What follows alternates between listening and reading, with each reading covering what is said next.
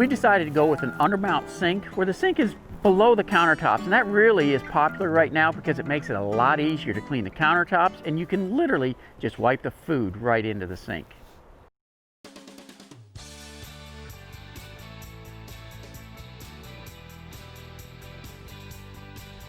All right, you can see on the top of the sink here, they put their bead all the way around. That's going to be the adhesive that holds it up into place as well as seals it. They also put a second bead underneath the countertop.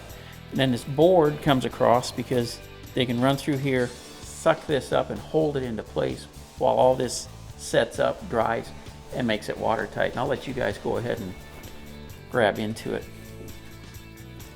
Now on each end here, they also have some clamps that are holding this thing into place as well. So these things have to be secured real well. Think about all the weight of the water that you put into it when you're filling it with pots and pans and dishes and, you know, washing babies in it, whatever else takes place. Installing an undermount sink can look easy, but it's really not. You have to make sure to use the right technique and the proper adhesive, and that's a key thing. Because if it's filled with water and it collapses, and you hired some Jake leg contractor to do your countertops, good luck getting them back to fix it.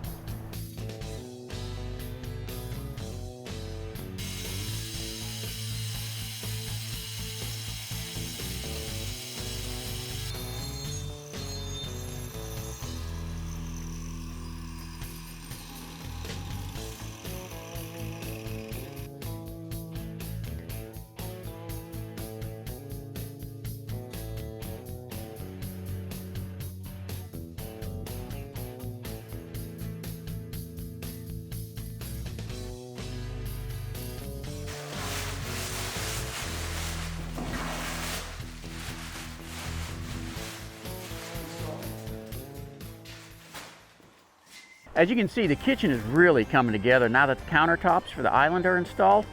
Now let's move into the pantry.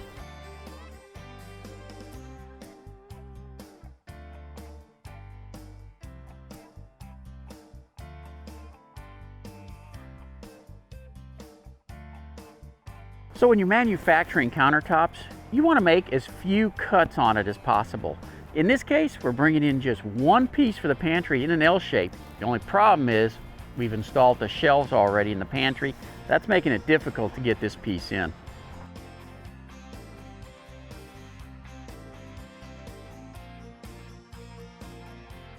You know, a lot of times things look good on paper and they look good when you do the layout, but then you get all the shelves in place, that stuff gets in the way for loading it in.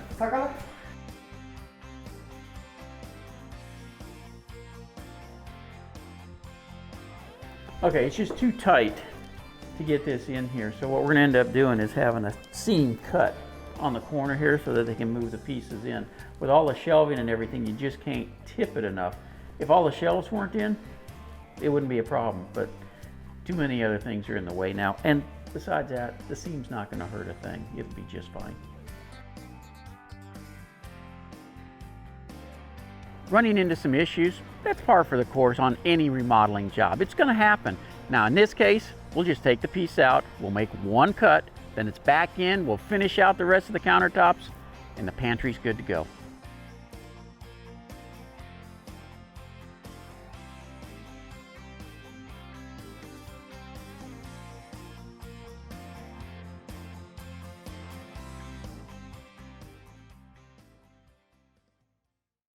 Now that the countertops are in, you can really begin to see just how beautiful this kitchen is going to be. And let me tell you, this is only the beginning.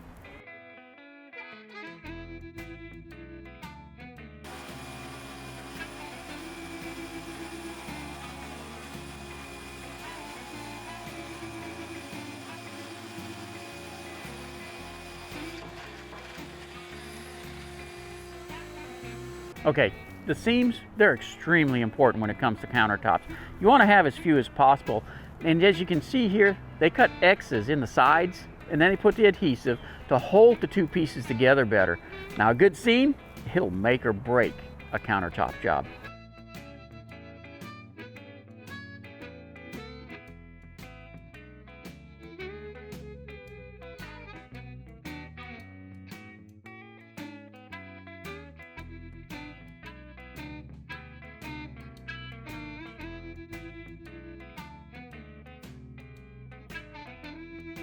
You know, if you listen to my radio show, there's only one company that I endorse for countertops, and that's Stone Age Granite. Now, they still hand fabricate all their countertops. The important part of that, they can take care of little issues as they come up on the installation as well. If you need new countertops, call Stone Age Granite and get the same great job that we got here. Hey, for more quick tips like these, subscribe to our YouTube channel. You can get there by going to thipro.com.